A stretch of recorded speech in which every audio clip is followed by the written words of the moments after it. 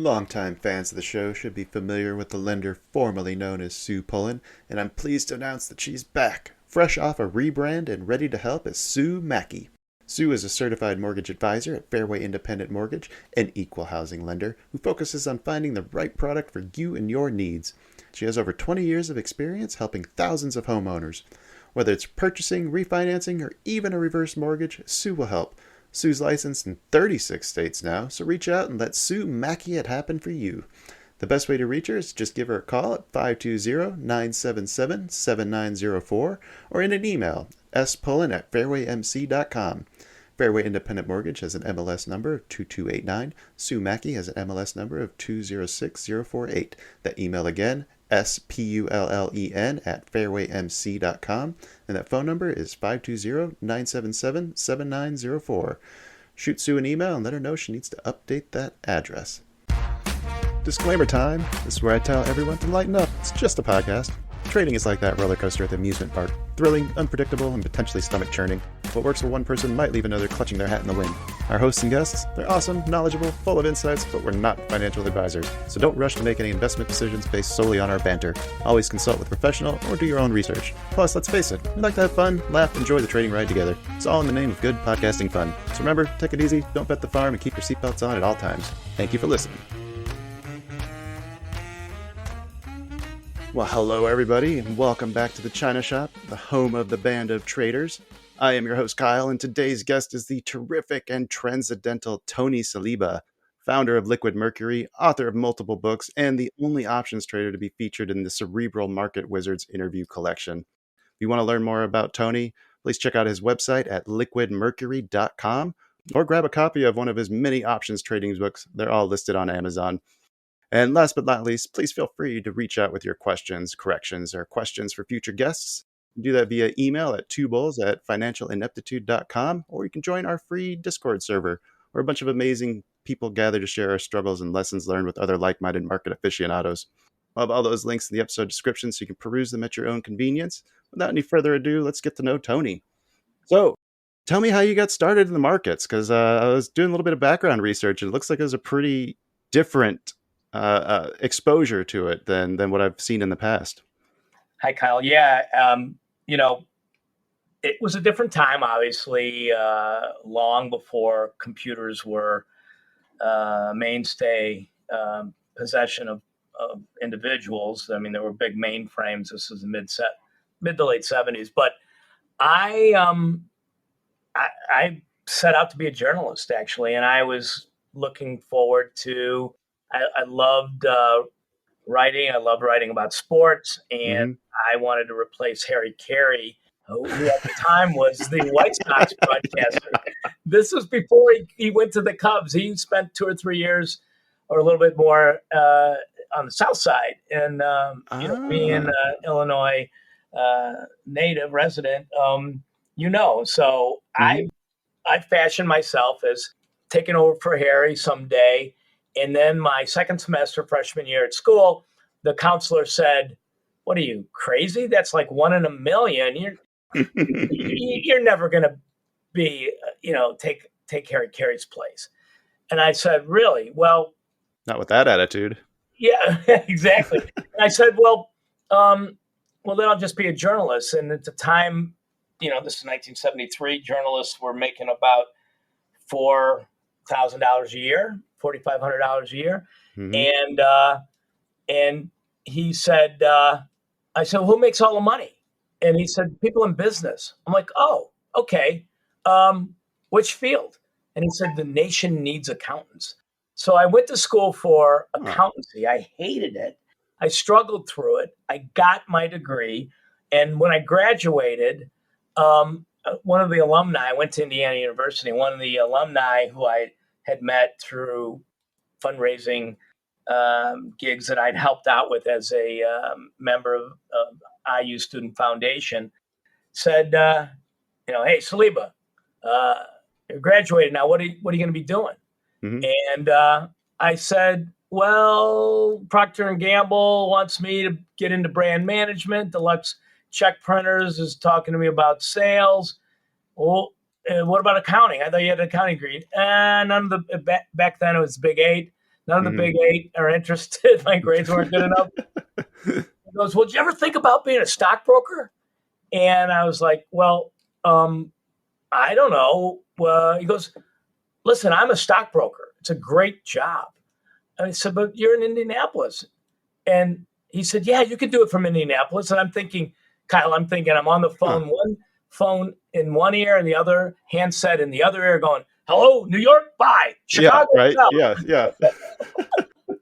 So I did that for a year, and it was during the malaise of the Carter days, and a big volume day on the New York Stock Exchange was, I remember the biggest day was 11 million shares. We do that in the first heartbeat of the opening now. We do 10 times that in the first minute. And I was tasked with driving around the countryside of Indiana, meeting with farmers and their wives in their living rooms, trying to sell economic development bonds.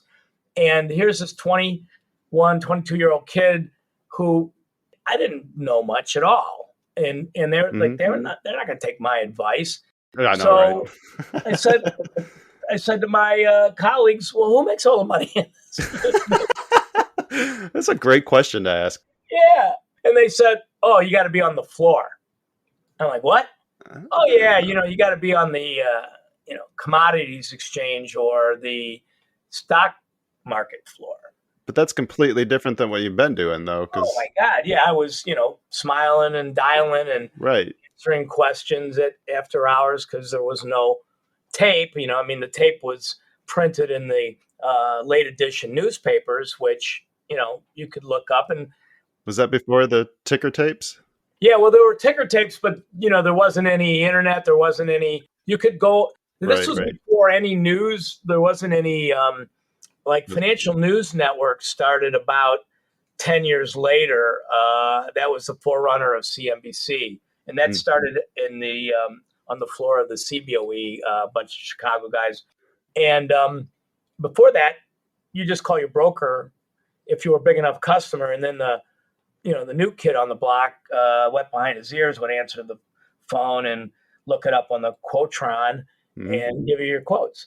So I was like, I'm out of here. And I knew guys who were bean brokers and corn traders on the CBOT. And so I went, I actually had a customer as a stockbroker that I had taught myself options, and I'd made him some money. Actually, his dad had an account with me. And in the course of about 2 months, I'd made him 50 grand. I doubled this. He gave me 50 grand to trade with. And his dad called me up and said, listen, this is like August of 78. And he said, you've done really well in my account. You doubled it. But the firm also made 50 grand in commissions. This doesn't look good. Options carried big tickets back then because they were risky and they could charge a lot. And he goes, this is verging on churning. And I'm like, well, this is what I taught myself to do. And he goes, well, how can I avoid all these fees? And I said, well, get me on the floor. So he had me up to his place in Highland Park, and he and his son, who actually had opened the account with me, and we worked out a plan to get started trading on the floor, because an options contract costs about $50 in commission if you were a customer, and it was $1 if you were on the floor. Now it's free today, So you can imagine, there you go. If I had been doing this on the floor, he would have tripled his money. And we set out to do a partnership. And while we were getting set up, a number of personality things came out about the father, and some friends of mine who I knew that were on the floor said, if he's that rough on you when you're winning, imagine what he's going to be like if you're not making money. That's a good point. Yeah. So I took a job as a clerk, and within a few weeks of starting as a clerk, I saw one of the guys I caddied for down on the floor, and great guy. I mean, I didn't know that he was a great guy at the time because he was a very quiet, reserved guy. And for a guy that played golf regularly, he was a man of few words. Mm-hmm. But he approached me and said, "You know what you're doing down here?" And I said, "Yeah." And I was really taking a chance, Kyle. And I said, "You want me to show you?" And he said, "Yeah." So I put a trade on in his account that was in a very volatile stock. So for your younger listeners, there was a day when there weren't any indices, and the way the market reacted to potential move was to create proxies for what ended up coming years later in tradable indices, and stocks like IBM and Honeywell and Polaroid and Xerox and International Paper and Teledyne were all scooped up to make a basket as a proxy for the market in general. And I put on a position in Teledyne, which was very thin, very liquid, and put a back spread on. And within a few days, this ratio spread, it was like 3/2 or 2/1 or whatever. Mm-hmm. It made him, he was risking like $1,500 and he made a few grand in like 5 trading days. And I ran over and I said, Mr. Good, I think it's time to take off your spread. And he didn't even really know what he was looking at. He was down there because he had sold a business, and a lot of guys down there in the early days were just there to get away from, the home life and have a place to go and trying to be family friendly here. Right. I know what you're saying. You don't have to go any further. And he said, okay, go take it off. And then I showed him what I sat down with him and I showed him what he made. And he said, well, can you do that again? And I said, yeah. And he goes, can you do it a lot? And I said, yeah, I think so. And he said, okay, what do you want to do? And I said, well, get me on a seat. Seats back then were about $35,000 to buy one, but they were about $1,000 a month to rent one, and he owned one. Was that just to get on the floor? Yeah, just to get on the seat. So you had to pass a test, and CBOE licensing test, become a broker dealer. And I had done all that in preparation to work with the other fella. Other guys, Simmons. The son was a really nice guy. He's a contemporary of mine. And, I wish I would have been able to do something with him. But, I was from the other side of the tracks, and there was an opportunity for me here. I didn't want to screw it up. I wouldn't regret that. Yeah, it sounds like your path went pretty well. Yeah, and I ran into him about 10 or 15 years later after the book came out. I mean, I was on a bunch of magazines, and then that's how Jack saw me and chose to interview me for The Only Options Trader and Market Wizards. But I bumped into his son, and he goes, I could have been a contender. We were so close, because, I had done very well. But Julian was a great partner. We stayed together for about 3 years, and I'd made him a lot of money. He gave me $50,000, and, I made him 10X in less than 3 years. And then I said, I think I want to go on my own. And he's like, well, why? And I said, well, I don't want a partner. He goes, well, we all have partners. And I said, you don't have a partner? He goes, yeah, I got Uncle Sam. I'm like, well, I got him and you. So we worked out a deal where I managed his account for a couple years while I traded on my own. I, gradually bought him out, and we stayed friends. He passed away about 10 years ago. He was, quite a bit older than me, maybe, 40 years older than me. And then he did well. And I vowed to train and back. I got a clerk pretty much right away because I was a big mouth and I traded a lot and I needed help. And then I trained my clerks. And, we were talking a little bit before about training and education. Mm. And I wanted, I had, young men and women clerk for me, and I wanted to teach them what I had learned. And, I would start them off with a 60-40 deal, 60 to the company and 40 to the trader, but it was my capital and I taught them. And then they would buy down percentages till it was 90-10 them. Mm-hmm. And at that point, it made a lot of sense for them to stay and trade on my capital and the infrastructure that we provided. And they, we had at one point about 27 traders, but I was getting tired of training everybody personally myself.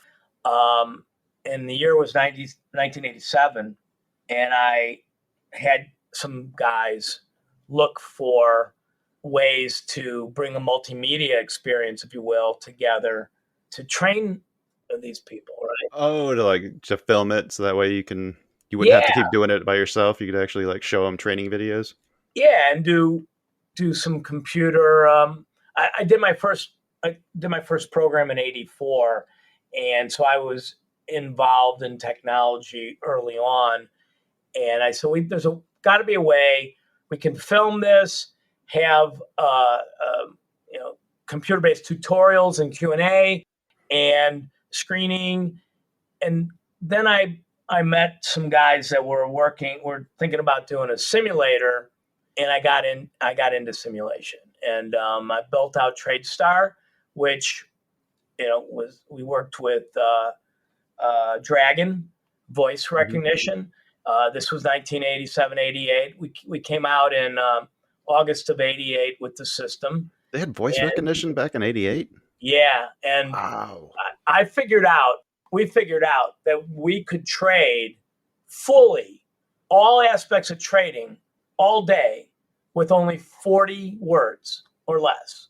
And and so we trained, there were five players that we created, entities in the system. There were brokers, a couple of brokers.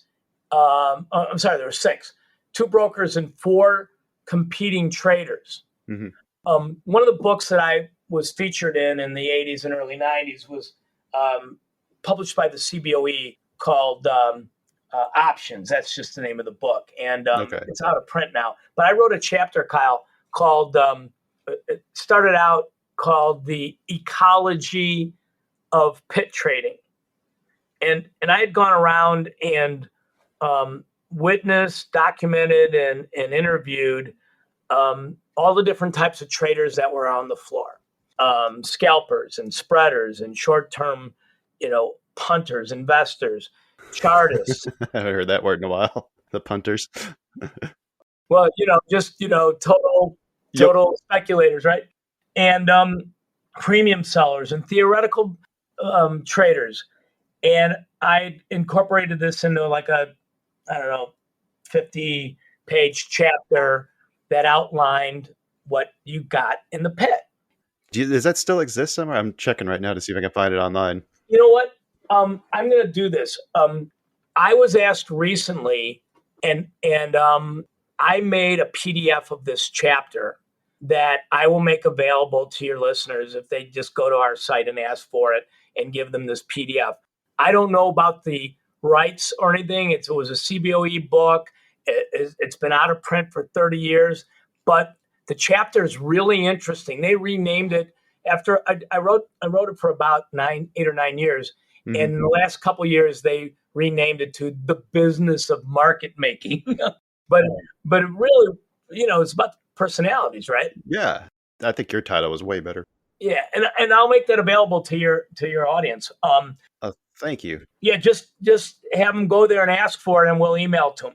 So the thing about it is this was a rich tapestry of what was going on in the liquidity base of the best product ever created, which is listed options. Mm-hmm. And I took a handful of them, like I said, 4, and made players in this simulator that if you traded outside of your lines and hit one of them, a trade would occur.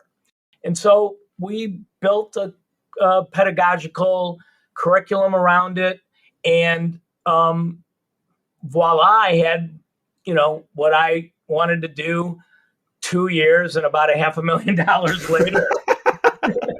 And I said, well, others probably need this. And I created a business around it. And we barnstormed around Europe and Asia and Australia, selling that package for a few years. And then we got into actually turning the technology into a trading front end. And, I partnered with a Swedish company that had a really great front end, and we were sales and support in conjunction with our training programs. I was partners with them. I sold that when they went public. And then a couple years later in 99, I launched Liquid Point and did it again here in the US, all on our own. And that Liquid Point one was a massive payout. I think I saw is almost $250 million, I think is what the take home was for that. Yes, that was wow. That was a great payday. Was that your biggest payday of your career? One-time payday, yes, absolutely. And my staff were all shareholders and made, I wouldn't say dozens, but more than a dozen of the staff were millionaires instantly upon sale. And most of the investors did like 15 to 50x from where they were seed investors. A couple of them were close to 50x. And and so I stayed on to run that for a few years, and then left in 2014 and did set out my garden leave. And then in 2017 launched Matrix. And Matrix now competes with Liquid Point's technology in that space. Matrix I'm surprised they let you do that. Isn't there like NDAs or non-competes you typically have to sign after that? Or there was just for 2 years. I mean, okay. That's enough time for the tech to probably change anyway, right? Yeah.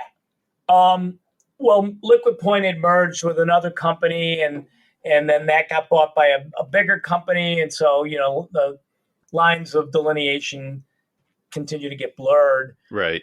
But the technology we built at Liquid Point is still the dominant technology on the options floors, and that's my broker-dealer Matrix biggest competitor. But Matrix has newer, better technology that's making inroads and clawing market share away from Liquid Point. So I think that's impressive that you continue to do this, to found companies even after taking a payday like that. Like I would think that you'd just be buying up villas and like the Sicily or somewhere, just hanging out there for the rest of your time. Well, there was a moment where actually went to, it wasn't Sicily, but it was Tuscany, and hung out for a little while with the family for a month and just digested it. And like my wife says, that was the most peaceful and calm I've ever seen you. And I said, well, I was still digesting everything. My friend and banker friend, Ian Radomski, had surprised us with the number, because we were surprised at how good his team had gotten it up to. Yeah, he earned his commission. Yes, yeah, and there'll always be a wing in the Saliba family residence named after Ian. I bet.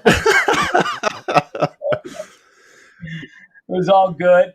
Was there any other headaches with because I imagine like the due diligence and like the corporate reviews and all the other stuff that goes in with selling that business is probably one of the biggest headaches you've ever experienced. Yes, Kyle, you're nailing it, man. The due diligence, they look up and down every nook and cranny, and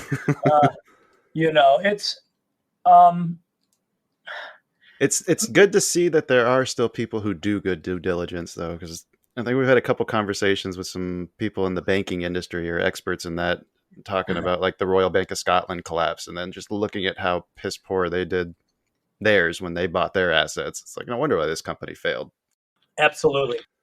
No, well, the financial industry, I mean, what happened last year with FTX was not the financial industry. It was just a fraudster who, I mean, talk about that another time, but it was just a bunch of people who were ideologically aligned and buying the sop that, I'm going to do good for the planet. And, basically took the money and paid off politicians and news outlets. So nobody really looked into what he was doing. And, Right. Traditional finance, which I grew up in, I literally started when I was 22, and still today I'm still a registered broker dealer. And personally, although Liquid Mercury, my company, is not, it's just a technology company. And the rigors that you go through in traditional finance are very stringent and are trusted for a reason. They're little commercial for traditional finance right now. The functions are separated. You don't have a liquidity provider, exchange, banker, broker, and custody all under one roof, like you did at FTX, and other crypto exchanges. Got to be some checks and balances in there. Right. Especially when you're talking about that kind of money. We did a lot of work in Germany when they launched their exchange, and I lived there for a few years while we were, that was like home base while we went around Europe training people. Is that the DEX? So it was at the beginning, it was called DTB, which was the Deutsche Terminbörse, which was a German futures exchange, and then it became Eurex. And the German banks, like Deutsche Bank was one of our biggest customers, they had a very bespoke, what they called 4 eyes policy. Every document had to have at least 4 eyes on it, 2 people, so that there would be checks and balances. And it just made sense. It just made sense. Well, the Germans don't screw around, especially when it comes to processes. Oh, right. Very meticulous. You can feel confident. That's why today I'm a little bit surprised that, Deutsche Bank has lost its way a little bit and become more of a risk, a little bit of a shaky bet as a bank. Maybe they're, I haven't been keeping up with it. Maybe they're finding their way more, but I'll have to dig into that. I hadn't noticed that. I know HSBC is the one I usually like to rip on. Yeah. Well, it's really about the management, and the management, has its moments and sometimes gets lax, like the whole Silicon Valley bank, and they all got full of themselves and they let too much ideology. Banks should be banks and not, spouting ideologies and cultural issues that have nothing to do with banking. And unfortunately, it's happening today. Still, the big banks, they won't bank you if you, buy guns or you do certain things that they are ideologically against. And it just doesn't make sense as a bank. No, that's kind of a relatively new thing. Like we see that with companies now too. Like, yes, like there's even like scores now, like green investing, I think is one of them. And I think there's another one for like ethical investing. But it all just seems like a big scam, honestly, the more I look at it. It takes, if you're an investor, okay, if you want to put your money where it makes you feel good, there are organizations that, you can donate to or get involved with. But if you're an investor that wants your money to work for you, work for itself and work for you, you want your managers to adhere to strict guidelines that'll maximize that. And DEI and ESG does not do that. And there should not be oil companies at the tops of those ratings. Pardon? There should not be oil companies that near the tops are getting good ratings from ESG. Well, right, because they're doing things that are sort of mechanical, right? And they're not actually, adhering to practices. But to me, it's. I think you've seen the apex of that, And now you're seeing a big backlash, and some states are actually moving their sovereign funds out of anybody that adheres to ESG. It's just total BS, in my opinion, and they can't prove the numbers to you. It's about doing environmental good. Well, that should be what you do on the side, not while you're managing this company or my money, particularly with banks. So Yeah, I want your focus on how to maximize my gains, not right, splitting it onto some other little side project. exactly. Longtime fans of the show should be familiar with the lender formerly known as Sue Pullen, and I'm pleased to announce that she's back, fresh off a rebrand and ready to help as Sue Mackey. Sue is a certified mortgage advisor at Fairway Independent Mortgage, an equal housing lender who focuses on finding the right product for you and your needs. She has over 20 years of experience helping thousands of homeowners. Whether it's purchasing, refinancing, or even a reverse mortgage, Sue will help. Sue's licensed in 36 states now, so reach out and let Sue Mackey it happen for you. The best way to reach her is just give her a call at 520-977-7904 or in an email, spullen@fairwaymc.com. Fairway Independent Mortgage has an MLS number of 2289. Sue Mackey has an MLS number of 206048. That email again, spullen@fairwaymc.com, and that phone number is 520-977-7904. Shoot Sue an email and let her know she needs to update that address. So we dealt with the banks, and I think where it was that due diligence for a sale like Liquid Point was intense. They talk to your customers, and they, obviously they give a deep dive on the technology, and then how good have you been a planner? How much difference to your forecasting to actual in the past have you had? So how much can we trust your forward-looking views? And I fortunately spent a shitload of time on doing my what ifs. I'm a what ifs guy, ground up, and nailed my budgets in the past. Now, at Matrix, we, we've had some challenges in the budgeting, but been done fairly well. We have a partner that we were counting on delivering some things that didn't necessarily get delivered, but other than that, the due diligence falls on the forecasting. How good are you at knowing where your company's going to be in 12 or 24 months? So things like that. I'd like to go back a little bit. You talked briefly about being featured in the Market Wizards book. I'm kind of curious, how that whole thing came about. You said they saw you in some magazines and reached out. Was there any vetting process that went through that? Did you have to prove your capabilities? Because being only one options trader in that book, it's right. 1 out of 14 guys and a couple gals, or 12 guys and a couple gals. It was all very much kismet. I came of age on the trading floor in my early 20s and really was thankful for being in the right place at the right time to be able to use the skills that I had in this new business. We didn't have computers. I was, smaller than most of the rest of the traders, and size mattered because you had to see the brokers coming into the pit, and so I had to have a better price and be faster to be heard. And I wanted to give back to the exchange, so I started volunteering for committee work.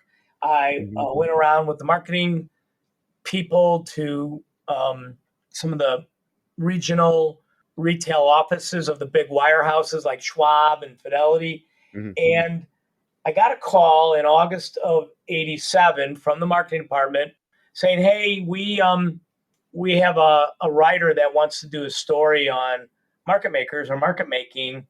Do you want to talk to him? There's a few guys down on the floor, that we're going to reach out to, and you help us out. So you want to help them out?" And I said, sure. So I got on the phone with the guy, and we couldn't get our calendars to line up until October 20th.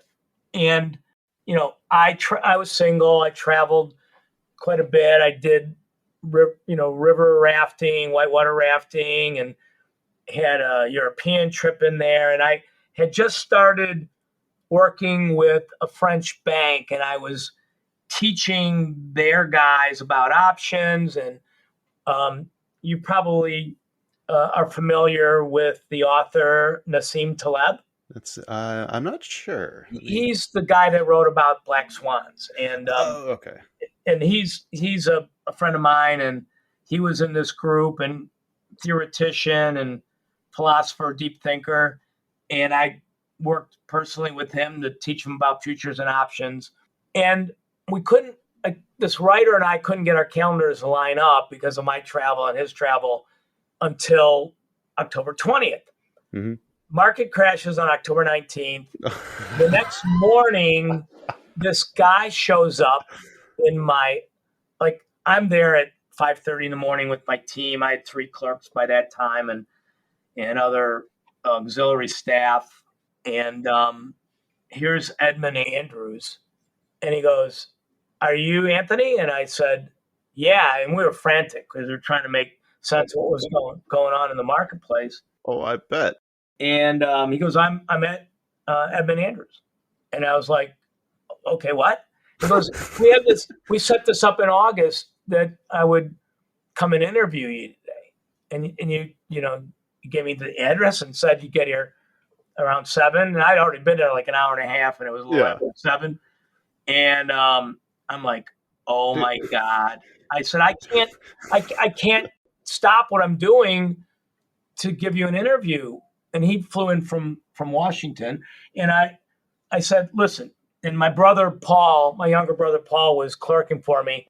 And I said, "Paul, get him a badge, and I'll talk to him intermittently throughout the day while we're trading." Mm-hmm. And this guy was dropped into the eye of a hurricane. I mean, talk about landing on a money bomb. I mean, you would think that if you're interviewing traders, you'd be paying a little bit of attention to what's going on in the markets before you fly out. If you have a major event like that, you think you'd be calling and be like, "Hey, are you still going to be able to talk to me tomorrow?" He had no clue. No clue. He was a nice enough guy. Yeah. And he ended up spending like 3 days in Chicago because that day was an amazing whirlwind, and he documented it all. That's amazing for him. We had dinner, and he interviewed me. And then the next day, I didn't give him as much unbridled access, but he was in and around us. And then, and he was just doing this to see if he could sell the story. And Success Magazine picked it up. Mm-hmm. And he called me like a few weeks later. He said, "Hey, you're going to be in Success Magazine." I'm like, "Yeah, whatever, that's his business." I thought it was going to be like an educational piece. Here's what we do. Yeah. And it was a personal story, right? Well, Success Magazine called me up and they said, "We want to come out and do a photo shoot with you." I'm like, "What?" It sounds like a feature. Yeah. So they sent out their team. Lovely young lady was the creative director, lead photographer. They did shots on the floor. They did shots in my home. They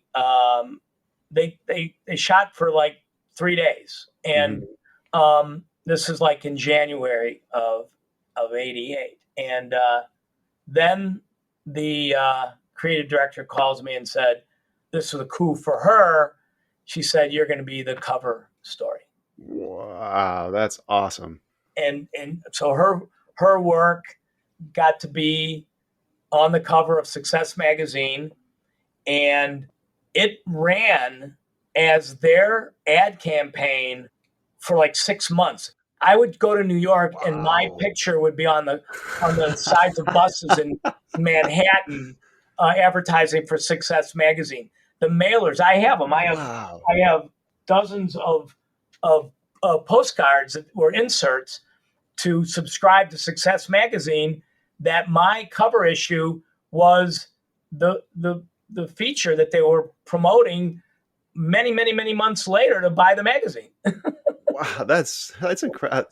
How does that not go to your head? Like, I imagine I'd be. Do, man, we got work to do. I mean, I was what 32, and it was all in a day's work. Then I get a call. So that magazine came out in I don't know, March of '88, maybe. Okay. And a short time later, I get a call from a booker for Jack Schwagger and said, said, listen, I represent Jack Schwagger. He's a futures trader and author, and he would like to meet you at your leisure. So I said, okay, I work out after the close. Let's meet at 5:00 at my club. We could grab a bite. And in a hurry, I slipped in the shower and upended myself and landed flat on my back. Okay. I didn't hit my head, but I knocked the wind out of myself. Yeah. And hustled, dried off, went breathless, to the bar where he was waiting. And he talks about this, I think, in the book, that, I was still out of breath, having just slipped and fallen. And Jack was, sweet guy, didn't know the language of options at all.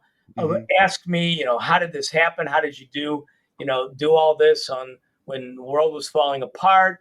And then he said, I'm interviewing 3 other options traders, and he gave me their names, and I knew who they were. And I said, well, I think they make more money than me. I mean, I don't know. You always think people make more money than you. Right. And he chose me. And he just said that, you had the best human interest story. And the thread, except the one psychologist that's in there, I think it's Van Tharp, the one thread throughout the whole book that links us together on all of our stories is a thread of discipline, really. And I got to meet a number of the other initial Market Wizard entries. Some have passed, I think, from that book. And I'm friends with guys in the second book for sure. Did you think that the book was going to be as big as it was? No. I mean, Kyle, hey, we already have Macmillan's options as a strategic. Yep. About the same time, Shelley Natenberg came out with his book on options volatility. I'm like, okay, market saturated. Right. I got to tell you, this is too many. Well, so I came back from Italy in '89. My first time in Italy. I've been to, France a lot and Far East and such. But I came back from a month in Italy in September of '89. And it was the first time I drank coffee. I was 34. And I said, there's real coffee in Italy. Unbelievable, guys. You won't believe it. The coffee is really good, not this shit we drink from these fun dispensers. And somebody said, yeah. They just opened a shop here down by the Board of Trade called Starbucks. And I went in there and I was like, oh my God, this is like the coffee in Italy. And I'm like, you know what? I talked to the manager. He was a franchisee. And I was like, I'm going to do this. I'm going to get a franchise here.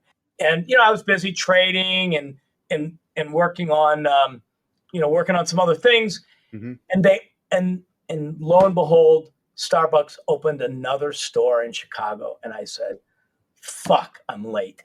No, you were not. There's Starbucks across from Starbucks. So I gave up on my quest, Kyle. I'm like, there's 2 in town. I'm late. Oh, God. Oh, man. What an idiot, huh? I mean, I wanted to do it so badly. You can't be too hard on yourself. I think you've done well in your career. That's been fun. Well, I mean, Mercury's rocking and rolling. And I think cut That's out what of the. Yeah, that's go what I ahead. wanted to ask you about next is why you shifted out of options into crypto. Well, my tombstone will say necessity is the mother of invention. And Hmm. basically, everything I've done from my first program to help me manage my options positions to a margin package that I worked with the guy to create to optimize margining for my clearing firm that I had for a while. And then later, the front end system, live screen, which was my first front end system in '88. Um, Matrix was my fourth generation um, software, and I believed that the marketplace needed to be upgraded.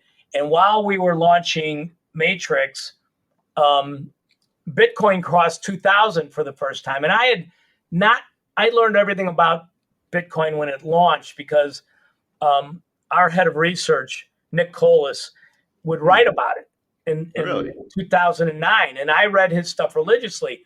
So by 2010, I had my fill, and I moved on. Right. And 8 years later, 7 years later, I'm like, oh my Still God, here. that used to be like 50 cents. And now it's $2,000. That's real. And I got into crypto then. It was in the spring of 2017.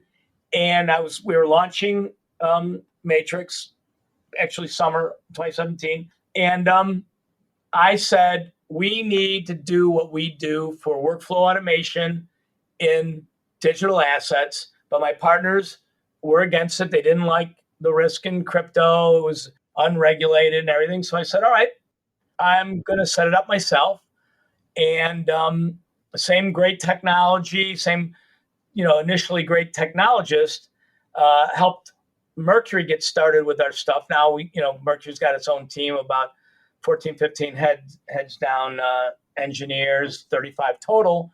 And we deliver the same great workflow automation and trading tools that we do on the listed side to businesses, institutions who have customers that I'm sure are your listeners on the digital asset side. So do you trade at all still, or is this mostly are you mostly focused on your businesses? A little out of the corner of my eye. Okay, okay. A little out of the corner of my eye. Yeah. But so if anybody's curious about any of that stuff, I answer questions directly. Our website has a information component there that they can ask questions, and I'll get back to them directly. But I'm also on social media. So I just want to be clear, like what the product actually is. It looks like it's a like a kind of like Thinkorswim, like that, but for crypto. Yes, Okay, yes, okay. it's like Thinkorswim for digital assets, but not only Thinkorswim is only for the trader. Right. We also, and our forte is for the broker, for the agent, the facilitator of, larger traders don't want to click. Mm. They want to Call somebody and have them call do it for them. somebody, right? Yeah, That yeah. they trust. Yeah. And we've got that down to a science. We also have a utility token of our own, MERC, the Merc, trading on 3 exchanges overseas, but also on Uniswap. I think I've heard of that token before. That sounds very familiar. Well, it's getting more popularity. We have a loyalty program for the users of our platform that we're launching in the first quarter. I curated a bunch of third-party software that goes well with trading. We have research in there, rebates on your trades, a lot of goodies that owning the coin gives you access to it. So the token only Okay, trades that's trades awesome. for like under a penny. So it's just a democratization of what we do. We've seen a lot of those under a penny ones, 4x really quickly or Yeah, I more. mean, I don't know where it's going to go. I think it's definitely not going to go much lower. I think it has a chance to go much higher. But it's a utility token that gives access, and then our institutional clients can use it for discounts off of their invoices. So there's Ah, that's awesome. real value for the big players that we have as customers. I gotta say, Tony, it's very impressive how well you've kept up with technology over your career. I don't think many people do that, and it's almost inspiring. Well, thank you. I can say that. I feel, 30 years younger than I, am on the clock. Just from this conversation? Pardon? Just from this conversation? Yes, absolutely. Well, there's a vibe, and it's more like a radio vibe than internet vibe. Yeah. I love it. Well, Tony, I know you got a stop here in the next couple minutes, so I'm going to go ahead and wrap this up. But this is definitely not going to be the last conversation we have. In fact, I got a couple other guys that I want to try to set you up with. I'll shoot some emails over to your team and introduce you to some other people I think you'd be fantastic with. Kyle, appreciate it. I can't wait to meet you. We're only stone's throw away from each other. Yeah, actually, next time I'm in Chicago, I'll ring you up and absolutely go get a beer somewhere. Grab a beer or a bite or both. It would be awesome. Absolutely. Show you our great facilities here. And, that would be amazing. Yeah. I think my wife would enjoy that too, actually. Yeah, I'm in the Board of Trade building. I'm looking right down LaSalle Street right now. And I started here 45 years ago and probably got another I don't know how many more years to go, but I'm not quitting anytime soon. That's for sure. I love it, man. I love it. Unfortunately, we have come to the end of our time today, but that is okay because there are so many other ways to fill your time with more Tony. You should check out his website at liquidmercury.com or one of the many books that he's penned on Amazon. We'll have all of those links in the episode description, and we will be back soon with another exciting episode, probably featuring Tony. But until that day, please embrace that holiday spirit and give the gift of this conversation to your friends by sharing today's episode, and have a great day.